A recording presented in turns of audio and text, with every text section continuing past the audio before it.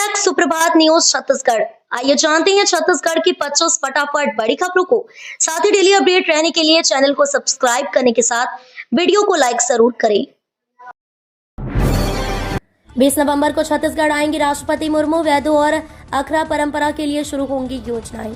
छत्तीसगढ़ सरकार पारंपरिक ज्ञान और जनजातीय संस्कृति को संजोने के लिए 2 नई योजनाएं शुरू करने जा रही है। राष्ट्रपति द्रौपदी मुर्मू 20 नवंबर को इन योजनाओं का शुभारंभ करेंगी। एक योजना परंपरागत वैदों के सम्मान के लिए है, जबकि दूसरी अखरा परंपरा को संरक्षित करने के लिए शुरू की जा रही है। इन योजनाओं से प्रदेश की परंपराओं और लोक संस्कृति को संरक्षण मिलेगा। राष्ट्रपति द्रौपदी मुर्मू 20 नवंबर को छत्तीसगढ़ पहुंचेंगे, जहां वे आदिम जाति विभाग द्वारा तैयार की गई 2 बड़ी योजनाओं का शुभारंभ करेंगी। पहली योजना मुख्यमंत्री वैद्यराज सम्मान निधि है, जिसके तहत परंपरागत उपचार करने वाले वैद्यों को हर साल 5,000 रुपए की सम्मान राशि डीबीटी के माध्यम से दी जाएगी। अब सड़क पर कचरा फेंकना पड़ेगा महंगा, पकड़े जाने पर 10,000 रुपए तक का जुर्माना तय। छत्तीसगढ़ के रायगढ़ नगर निगम अब शहर में सार्वजनिक जगहों पर कचरा फेंकने वालों की सीसीटीवी से निगरानी करेगा। सड़क पर कचरा फेंकते पाए जाने पर 5 से 10,000 रुपए तक का जुर्माना लगाया जाएगा। निगम ने शहर के मुख्य चौक चौराहों में कैमरे लगाने के साथ साथ प्रमुख जगहों पर लगे कैमरों की एक्सेस भी ले ली गई है। 3 दिनों के भीतर अलग अलग कारोबारियों पर 1 लाख रुपए से अधिक का जुर्माना लगाया जा चुका है। हालांकि निगम की इस कार्रवाई से स्थानीय लोगों में आक्रोश है। वहीं विपक्ष इसे अफसरशाही बताते हुए अव्यवस्था पर सवाल उठा रहा है। बीएससी नर्सिंग की रिक्त सीटों में प्रवेश के इच्छुक विद्यार्थियों के लिए दोबारा ऑनलाइन रजिस्ट्रेशन का विकल्प खुला। बीएससी नर्सिंग की रिक्त सीटों में प्रवेश के इच्छुक अभ्यर्थियों के लिए ऑनलाइन रजिस्ट्रेशन का विकल्प दोबारा खुल गया है। भारतीय उपचार्य परिषद नई दिल्ली के नोटिफिकेशन द्वारा बीएससी नर्सिंग पाठ्यक्रमों में प्रवेश की अंतिम तिथि में वृद्धि कर 30 नवंबर 2025 कर दिया गया है, जिसके चलते प्रदेश के शासकीय और निजी नर्सिंग महाविद्यालयों में संचालित बीएससी नर्सिंग पाठ्यक्रमों के रिक्त सीटों में प्रवेश के इच्छुक अभ्यर्थियों से नया ऑनलाइन आवेदन वेबसाइट में आमंत्रित किए गए हैं। रायपुर वनडे मैच की टिकट बुकिंग दरें घोषित, स्टूडेंट्स को सस्ते टिकट। छत्तीसगढ़ की राजधानी रायपुर एक बार फिर अंतर्राष्ट्रीय क्रिकेट की मेजबानी करने जा रही है, जहां शहीद वीर नारायण सिंह अंतर्राष्ट्रीय क्रिकेट स्टेडियम में 3 दिसंबर को भारत और दक्षिण अफ्रीका के बीच वनडे इंटरनेशनल मुकाबला खेला जाएगा। इस मैच को लेकर दर्शकों में जबरदस्त उत्साह दिखाई दे रहा है और फैंस के लिए सबसे बड़ी जानकारी अब सामने आ चुकी है कि टिकट कैसे, कब और कहां से मिलेंगे। क्रिकेट प्रेमी 22 नवंबर 2025 से www.ticketgenie.in वेबसाइट पर जाकर टिकट खरीद सकेंगे। छत्तीसगढ़ में स्कूल शिक्षा विभाग की काउंसलिंग शुरू। 917 पदोन्नत प्राचार्यों में प्रतिदिन 250 होंगे शामिल। छत्तीसगढ़ के रायपुर में स्कूल शिक्षा विभाग की ओर से 917 पदोन्नत प्राचार्यों की काउंसलिंग सोमवार से शुरू हो रही है, जो 21 नवंबर तक चलेगी। पिछली काउंसलिंग में 800 से ज्यादा शिक्षक को प्राचार्य बनाया गया था। ऐसे कई शिक्षक तो प्रतिनियुक्ति में अलग अलग विभाग में आधिकारिक पदों में कार्यरत थे, लेकिन पदोन्नति के बाद उन्हें उसी विभाग में उसी पद पर पदस्थापना के आदेश जारी कर दिए गए हैं। इसे लेकर उस समय भी शिक्षक संगठनों ने सवाल उठाया था। सर्वर में दिक्कत होने से बड़ी समस्या, नए सॉफ्टवेयर में भी नहीं सुधर रही राशन कार्ड की त्रुटि। राशन कार्ड में त्रुटि सुधार कराने के लिए हितग्राहियों को निगम और खाद्य विभाग का चक्कर काटना पड़ रहा है। सर्वर में दिक्कत होने से ये समस्या और बढ़ गई है। दोबारा गलती होने के चलते पंचायत समेत निगम में 370 से अधिक आवेदन पेंडिंग है। इससे हितग्राहियों को परेशानियों का सामना करना पड़ रहा है। त्रुटि सुधार नहीं होने से हितग्राही EKYC भी नहीं करा पा रहे हैं। गरीबी रेखा के नीचे जीवन यापन करने वाले लोगों को सस्ते दर पर राशन उपलब्ध कराने के लिए शासन की ओर से राष्ट्रीय खाद्यान्न योजना शुरू की गई है। इस दिन किसानों के खाते में आएंगी प्रधानमंत्री किसान सम्मान निधि की 21वीं किस्त। प्रधानमंत्री किसान सम्मान निधि योजना से जुड़े करोड़ों किसानों के लिए बड़ी राहत की खबर आई है। केंद्र सरकार ने 21वीं किस्त जारी करने की तारीख घोषित कर दी है। योग्य किसानों के बैंक खातों में 2,000 रुपए की अगली किस्त 19 नवंबर 2025 को जमा कर दी जाएगी। हालांकि सरकार ने स्पष्ट किया है कि जिन किसानों ने अब तक अपनी EKYC प्रक्रिया पूरी नहीं की है, उनके खातों में किस्त अटक सकती है। इसलिए समय रहते EKYC अपडेट कराना अनिवार्य है। छत्तीसगढ़ में सरकारी नौकरी का मौका। चिकित्सा शिक्षा विभाग में 125 सहायक प्राध्यापक पदों पर होगी भर्ती।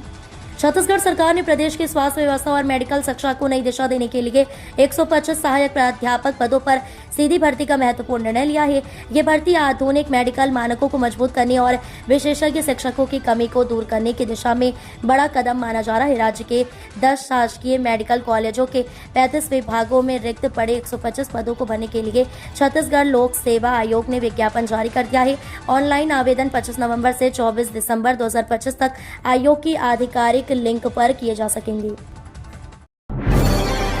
छत्तीसगढ़ में 15 साल पुराने वाहन होंगे स्क्रैपिंग कर नई गाड़ी लेने पर मिलेगी टैक्स में छूट। छत्तीसगढ़ सरकार ने राज्य में 15 साल से अधिक पुराने वाहनों को सड़कों से हटाने की दिशा में बड़ा कदम उठाया है। केंद्रीय वित्त मंत्रालय के निर्देश के बाद सरकार ने इन वाहनों को स्क्रैप करने की प्रक्रिया शुरू कर दी है। इसके लिए परिवहन विभाग ने सभी विभागों से पुराने वाहनों की पूरी जानकारी तुरंत उपलब्ध कराने के निर्देश जारी कर दिए हैं।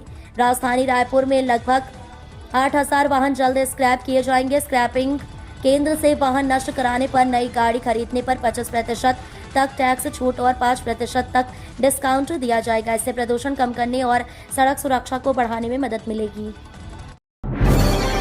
SIR प्रक्रिया में लापरवाही पर महासमुंद के 9 पटवारियों को शो कॉज नोटिस।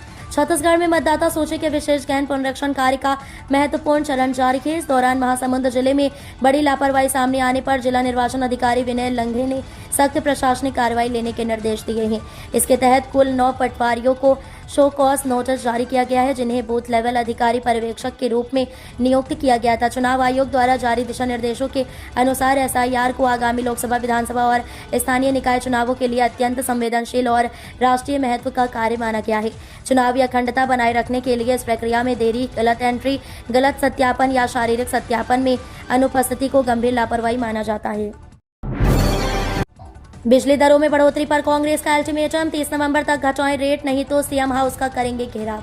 छत्तीसगढ़ में बिजली दरों में बढ़ोतरी और धान खरीदी की धीमी शुरुआत को लेकर राजनीतिक आरोप प्रत्यारोप तेज हो गए हैं। कांग्रेस प्रदेश अध्यक्ष दीपक बैज ने राज्य सरकार पर कड़ी आलोचना करते हुए बिजली, धान खरीदी और चुनाव प्रक्रिया से जुड़े कई गंभीर सवाल उठाए हैं। बिजली दरों में बढ़ोतरी के खिलाफ कांग्रेस ने सरकार को 30 नवंबर तक कीमतें घटाने का अल्टीमेटम दिया है। PCC चीफ ने चेतावनी दी है कि मांग पूरी न होने पर दिसंबर के दूसरे सप्ताह में सीएम हाउस का घेराव होगा। उन्होंने सरकार को स्पष्ट चेतावनी दी है कि जनता और किसानों से जुड़े मुद्दों पर विलंब बर्दाश्त नहीं किया जाएगा।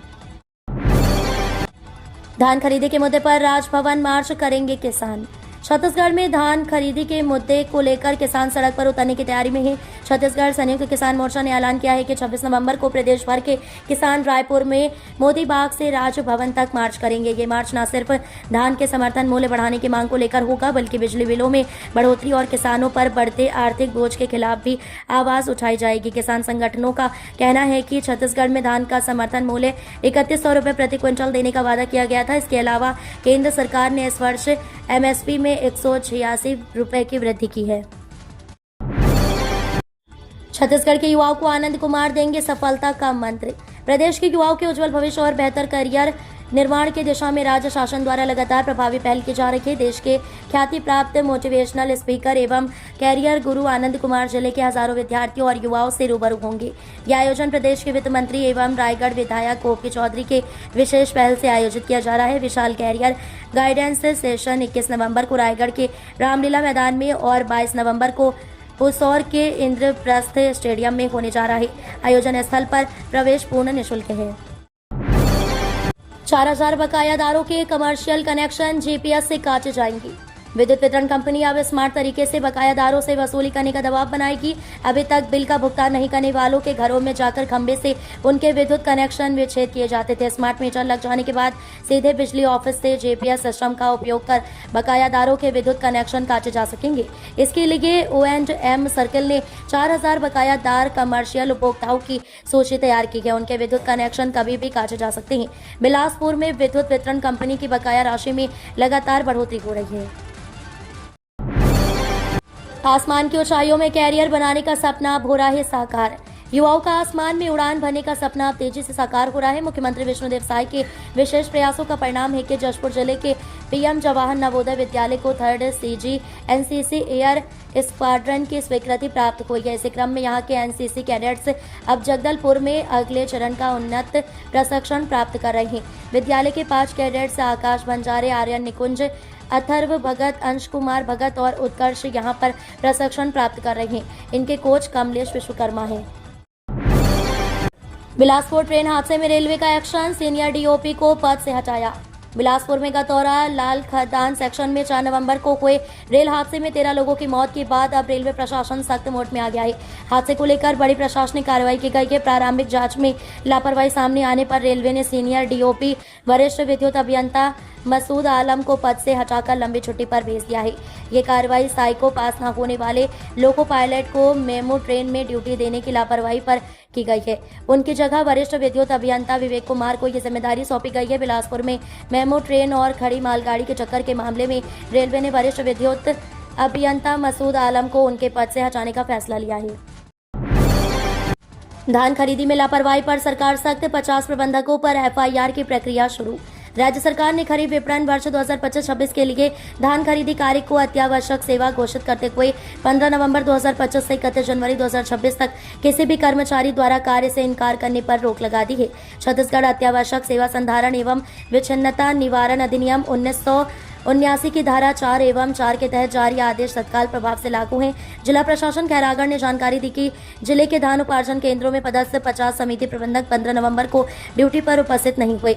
इससे सरकारी आदेश का उल्लंघन एवं खरीदी प्रक्रिया में बाधा मानते हुए पुलिस अधीक्षक को उनके विरुद्ध एफआईआर दर्ज करने के लिए पत्र भेजा गया है।